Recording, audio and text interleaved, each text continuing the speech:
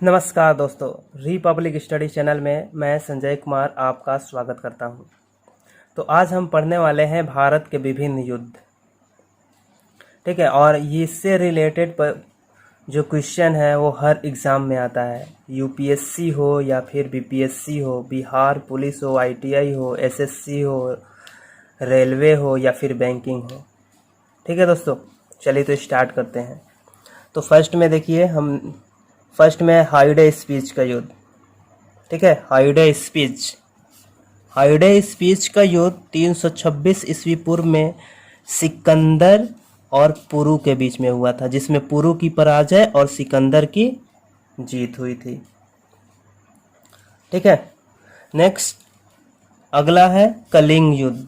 कलिंग युद्ध 261 ईस्वी पूर्व में हुआ था, जिसमें जो अशोक और कलिंग के बीच में हुआ था, जिसमें अशोक ने जीत प्राप्त की और कलिंग की राजधानी तोसली पर अधिकार कर लिया। अगला है रावर का युद्ध। रावर का युद्ध 1712 ईस्वी में हुआ था। ठीक है, मोहम्मद बिन कासिम और दाहिर के बीच में हुआ था, और इसमें मोहम्मद बिन कासिम की जीत हुई थी और दाहिर की हार हुई थी। ठीक है, अगला है पेशावर का युद्ध। पेशावर का युद्ध हुआ था 1001 ईस्वी में महमूद गजनवी और राजा जयपाल के बीच हुआ था, जिसमें राजा जयपाल की पराजय हुई थी और महमूद गजनवी की जीत हुई थी। ठीक है, उसके बाद का युद्ध है तराइन का प्रथम युद्ध। तराइन का प्रथम युद्ध 1191 ईस्वी में हुआ था, पृथ्वीराज चौहान और मोहम्मद गोरी के बीच। ठीक है, जिसमें पृथ्वीराज चौहान ने मोहम्मद गोरी को हरा दिया और रणभूमि में से मोहम्मद गोरी भाग गया और पृथ्वीराज चौहान उसको जाने दिया। ठीक है, इसमें क्या हुआ था, पृथ्वीराज चौहान की विजय हुई थी और मोहम्मद गोरी की पराजय। और वही कुछ साल के बाद मोहम्मद गोरी सेना इकट्ठा करके फिर उसी मैदान में, तराइन के उसी मैदान में द्वितीय युद्ध होता है 1192 ईस्वी में। इसमें क्या होता है, पृथ्वीराज चौहान को मोहम्मद गोरी पराजित कर देता है और उसका आँख भी निकलवा लेता है। ठीक है, अगर पृथ्वीराज चौहान इसे तराइन के प्रथम युद्ध में ही मार दिया रहता तो तराइन का द्वितीय युद्ध होता ही नहीं।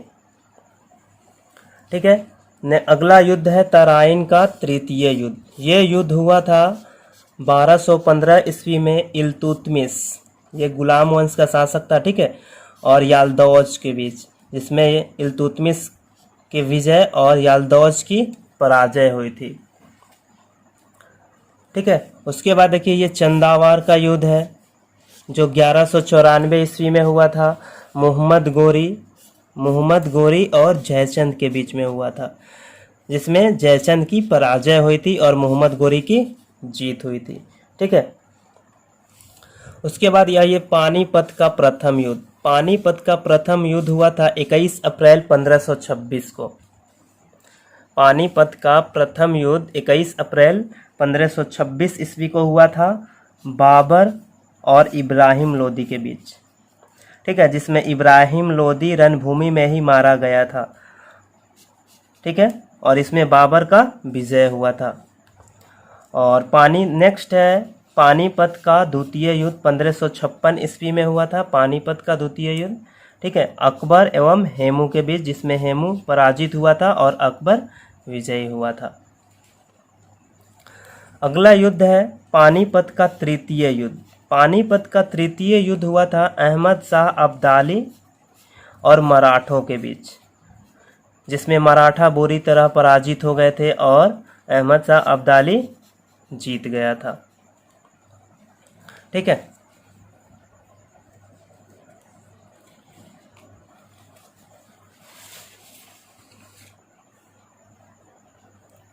चलिए हमने तो पहले पानीपत के प्रथम युद्ध के बारे में पढ़ लिया है। जो पानीपत का प्रथम युद्ध कब हुआ था, 21 अप्रैल 1526 ईस्वी को। 21 अप्रैल 1526 ईस्वी को। इसमें बाबर की सेना थी 15,000 और इब्राहिम लोदी की सेना थी 50,000। और बाबर की विशेषता क्या थी कि बाबर की सेना में बहुत सारे तोप थे।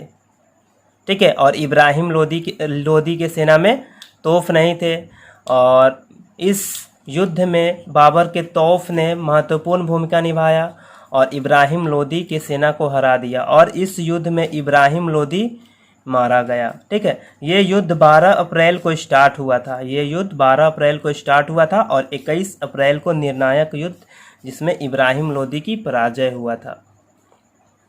ठीक है। पानीपत के प्रथम युद्ध के बाद इसमें क्या हुआ था, भारत के कुछ शासक थे और इब्राहिम लोदी के रिश्तेदार भी थे, जो बाबर को भारत पर आक्रमण करने के लिए आमंत्रित किए थे, और उन्हें ये भी वादा किए थे कि वो भारत पर आक्रमण करे और उसमें हम अपनी सेना से उसकी सहायता करेंगे। ठीक है। उसमें राणा संघा भी था। ठीक है। राणा संघा ने भी वादा किया कि हम पानीपत के प्रथम युद्ध में तुम्हारा सहायता करेंगे इब्राहिम लोदी के विरुद्ध, लेकिन राणा संघा ने सहायता नहीं किया, जिससे क्या हुआ, बाबर गुस्सा हो गया, जिससे खानवा का युद्ध होता है। खानवा का युद्ध 17 मार्च 1527 ईस्वी को होता है बाबर और राणा संघा के बीच। इसमें राणा संघा बुरी तरह पराजित हो जाता है और बाबर विजयी होता है। ठीक है। उसके बाद होता है चंदेरी का युद्ध। 1528 ईस्वी में चंदेरी का युद्ध होता है मेदिनी राय और बाबर के बीच में। ठीक है। ये मेदिनी राय राणा संघा का ही सामंत था। इसमें मेदिनी राय बुरी तरह पराजित हो जाता है और बाबर विजयी होता है। ठीक है। उसके बाद घाघरा का युद्ध होता है। घाघरा का युद्ध 6 मई 1529 ईस्वी को बाबर एवं महमूद लोदी के बीच में होता है, और इसमें महमूद लोदी पराजित हो जाता है और बाबर विजयी होता है। ठीक है। उसके बाद क्या होता है, 1530 ईस्वी में बाबर की मृत्यु हो जाती है। ठीक है। और ये कितना युद्ध लड़ा है, पहला है पानीपत का प्रथम युद्ध, दूसरा है खानवा का युद्ध, तीसरा है चंदेरी का युद्ध और चौथा है घाघरा का युद्ध। इस चारों युद्धों में बाबर ने विजय प्राप्त किया है। ठीक है। तो इसको हम एक ट्रिक वाइज थोड़ा याद कर सकते हैं। क्या, पानी पिया, पानी से देखो, पानी पिया, उसके बाद ये खाना खाया, चंदा देखा, घर गया और 1530 ईस्वी में मर गया। ठीक है। तो इससे हम ऐसे याद रख सकते हैं, पानी पिया, खाना खाया, चंदा देखा, घर गया और मर गया। ठीक है। चलिए उसके अगले युद्ध में आते हैं। उसका अगला है दोराह का युद्ध। ठीक है। अब देखिए 1530 ईस्वी में बाबर की मृत्यु हो जाता है। उसके बाद उसका बेटा हुमायूं मुगल साम्राज्य की गद्दी संभालता है। ठीक है। और गद्दी संभालने के बाद ये अपने राज्य का विस्तार करता है, जिससे महमूद लोदी का फिर से इसका संघर्ष होता है। 1532 ईस्वी में दोराह का युद्ध होता है, जिसमें ये महमूद लोदी को पराजित कर देता है। ठीक है। उसके बाद आता है ये चौसा का युद्ध होता है 1539। 27 जून 1539 को चौसा का युद्ध होता है, जो बिहार में बक्सर के समीप है। शेर शाह सूरी और हुमायूं के बीच होता है, जिसमें शेर शाह सूरी बिहार का शासक हुमायूं को पराजित कर देता है। ठीक है। 27 जून 1539 ईस्वी को चौसा का युद्ध होता है हुमायूं एवं शेर शाह के बीच, और शेर शाह सूरी हुमायूं को बुरी तरह पराजित कर देता है। ठीक है। यहाँ देखिए, शेर शाह सूरी के पास तोप भी नहीं थे और हुमायूं के पास तोप थे। ठीक है। फिर भी शेर शाह सूरी अपनी बुद्धि का इस्तेमाल करके हुमायूं को पराजित कर देता है। ठीक है। दुर्भाग्यवश उस दिन हुआ क्या था कि उस दिन बहुत ज़्यादा बारिश हो गया था, जिससे हुमायूं के जितने भी तोप थे वो खराब हो गए, और शेर शाह सूरी ने मौका देकर उस पर आक्रमण कर दिया, जिससे इसका विजय हो गया। ठीक है। नेक्स्ट जो युद्ध है वो है बिलग्राम, या फिर इसको कनौज का युद्ध भी हम कह सकते हैं। ठीक है। 1540 ईस्वी में हुआ था। सेम टू सेम पहले वाला ही स्थिति इसमें भी बना था। बहुत ज़्यादा बारिश हुआ था और शेर शाह सूरी ने उसी टाइम हुमायूं पर आक्रमण कर दिया, जिससे हुमायूं फिर से पराजित हो गया और शेर शाह सूरी की विजय हो गई।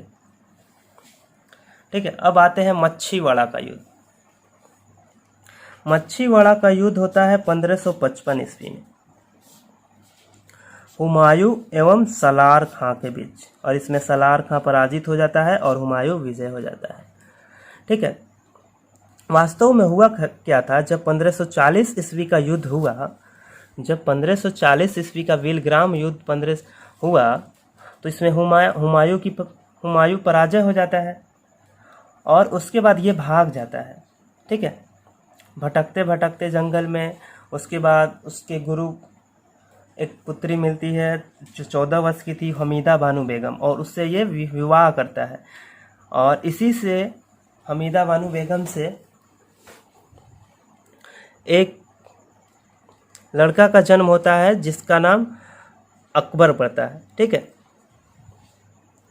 चलिए उसके बाद आते हैं सरहिंद का युद्ध। सरहिंद का युद्ध होता है 1555 ईस्वी में। दोनों युद्ध, मच्छीवाड़ा का और सरहिंद का युद्ध 1555 ईस्वी में हुआ था, लेकिन ये हुमायूं और सिकंदर शाह सूरी के बीच, जिसमें सिकंदर शाह सूरी पराजित और हुमायूं विजय हुआ था। ठीक है, उसके बाद होता है 1556 ईस्वी में, 1556 ईस्वी में पानीपत का द्वितीय युद्ध। क्या होता है, फिर से यहाँ पे हुमायूं का मृत्यु हो गया, जैसे पहले हुआ था किसका, बाबर का मृत्यु 1530 ईस्वी में हुआ था, हुमायूं का मृत्यु 1555 ईस्वी में हो गया, और उसके बाद शासक बनता है अकबर। अकबर शासक बनता है, और 1556 ईस्वी में पानीपत का द्वितीय युद्ध होता है हेमू एवं अकबर के बीच में। इसमें हेमू को अकबर पराजित कर देता है। ठीक है, अगला जो युद्ध है तालीकोटा या फिर बन्नीहट्टी का युद्ध बोलते हैं इसको, तालीकोटा या फिर बन्नीहट्टी का युद्ध बोल सकते हैं इसको। ये 1565 ईस्वी में हुआ था, 1565 ईस्वी में हुआ था, बहमनी साम्राज्य और विजयनगर के बीच में, जिसमें विजयनगर पराजित हो गया और बहमनी साम्राज्य की विजय हो गई थी। ठीक है, चलिए तो नेक्स्ट आते हैं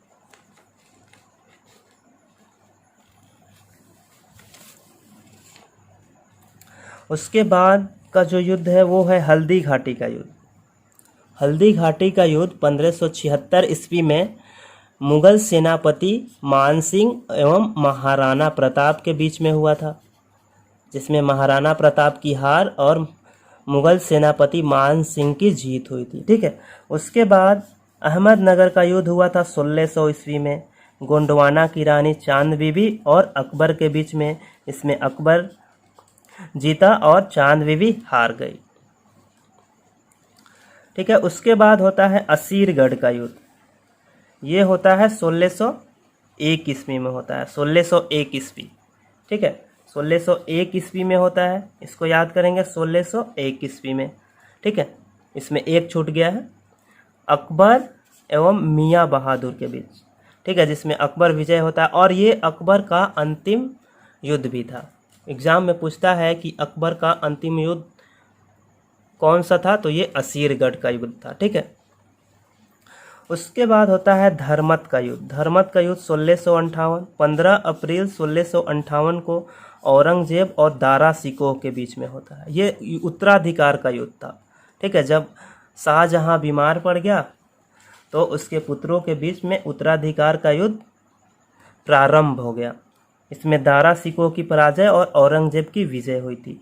फिर उसके बाद दूसरा युद्ध सामूगढ़ का युद्ध 1658 29 मई को हुआ था। इसमें भी औरंगजेब की जीत हुई थी और दारा सिकोह की हार हुई थी। ठीक है, और अंतिम जो युद्ध था इस उत्तराधिकार का, वो देवराई का युद्ध था 1659 ईस्वी में, 13 मार्च 1659 ईस्वी में, जिसमें औरंगजेब ने दारा सिकोह को पराजित कर दिया और इसकी हत्या करवा दी। इस्लाम की अवहेलना का आरोप लगा करके दारा सिकोह की हत्या करवा दी औरंगजेब ने। ठीक है, उसके बाद नेक्स्ट आते हैं, ये है खेड़ा का युद्ध। खेड़ा का युद्ध होता है 1707 ईस्वी में।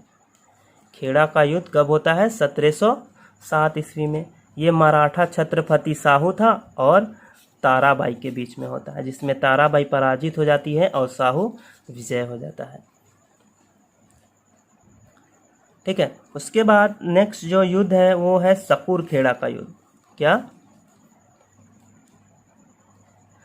कौन सा युद्ध है? सकूरखेड़ा का युद्ध है, जो 1724 ईस्वी में हुआ था निज़ामुल मुल्क और मुगल मुबारिज़ खां के बीच। इसमें मुबारिज़ खां पराजित हो गया था और निज़ामुल मुल्क जीत गया था। उसके बाद होता है पाल खेड़ा का युद्ध 1728 ईस्वी में बाजीराव प्रथम एवं निज़ाम के बीच। इसमें निज़ाम पराजित हो जाता है और निज़ाम को एक संधि करनी पड़ती है जो है मुंगी सिंघाव की संधि होती है। ठीक है। उसके बाद होता है भोपाल का युद्ध। भोपाल का युद्ध 1737 ईस्वी में होता है बाजीराव प्रथम और निज़ाम के बीच में। फिर से निज़ाम के बीच में ही युद्ध होता है और इस युद्ध में भी निज़ाम पराजित हो जाता है और उसे एक संधि करनी पड़ती है, दुरई सहाय की संधि। ठीक है। उसके बाद आक्रमण होता है 1739 ईस्वी में नादिर शाह का, जिसे हम करनाल के युद्ध के नाम से जानते हैं। और उस समय मुगल बादशाह कौन था? मोहम्मद शाह था। ठीक है। और नादिर शाह मोहम्मद शाह को पराजित कर देता है। ठीक है। नेक्स्ट जो युद्ध है गिरिया का युद्ध है। गिरिया का युद्ध हुआ था 1740 ईस्वी में सरफराज खां और अलीवर्दी खां के बीच। ये अलीवर्दी खां बिहार का सूबेदार था और ये बंगाल का नवाब था। कौन? सरफराज खां। इसमें अलीवर्दी खां ने सरफराज खां की हत्या कर दी थी। ठीक है। चलिए तो नेक्स्ट आते हैं फिर।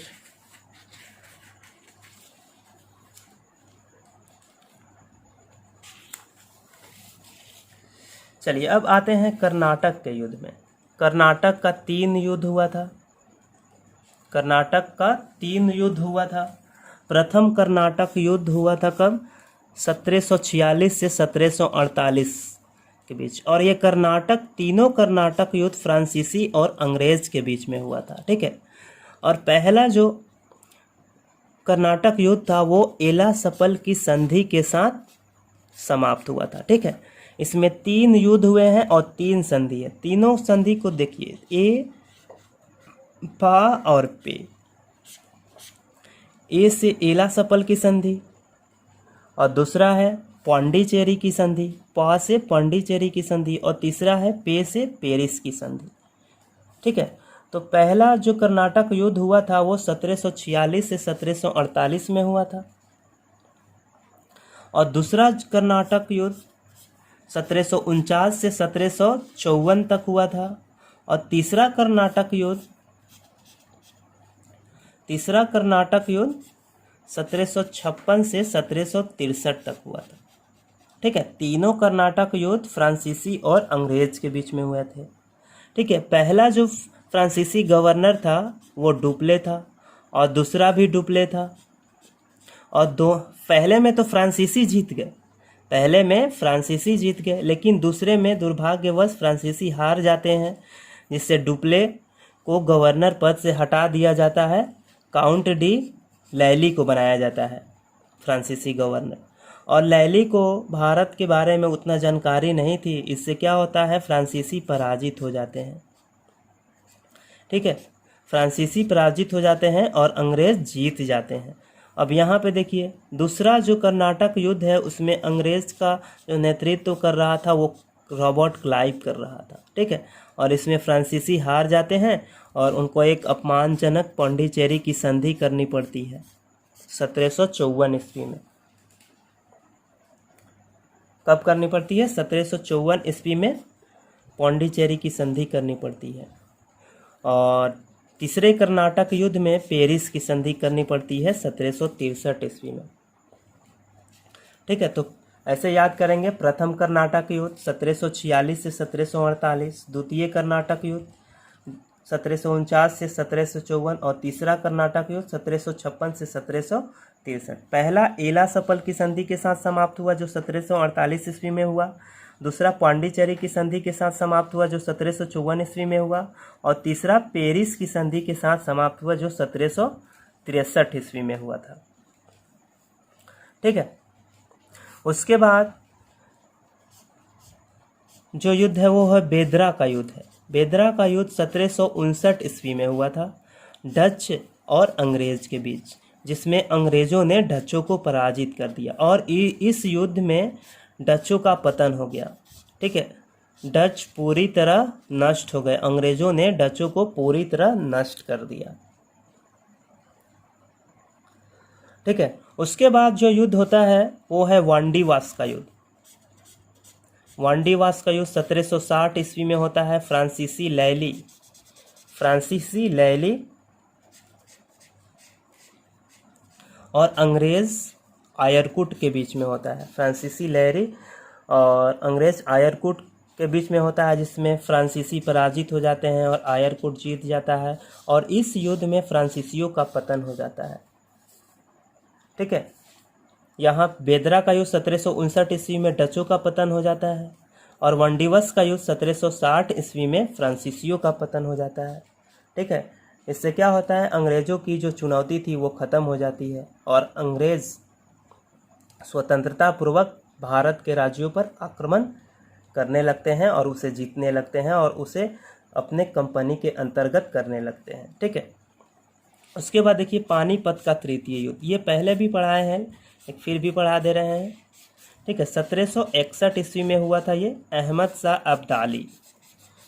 शाह अब्दाली एवं मराठों के बीच। ठीक है, और ये मराठा थे सदाशिव राव भाऊ और विश्वास राव के बीच में, और इसमें भी मराठा का पतन हो गया था। ठीक है, 3 हुआ। पहले बेदरा का युद्ध में डचों का पतन होता है। वांडीवास के युद्ध 1760 ईस्वी में फ्रांसीसियों का पतन होता है। पानीपत का तृतीय युद्ध 1761 ईस्वी में मराठों का पतन होता है। ठीक है, तो मैं ये उम्मीद करता हूँ कि ये वीडियो आपको अच्छा लगा होगा। अगर ये वीडियो आपको अच्छा लगा है तो इस वीडियो को लाइक कीजिए, कमेंट कीजिए, शेयर कीजिए। ठीक है दोस्तों, रिपब्लिक स्टडी चैनल से जुड़ने के लिए आपका धन्यवाद।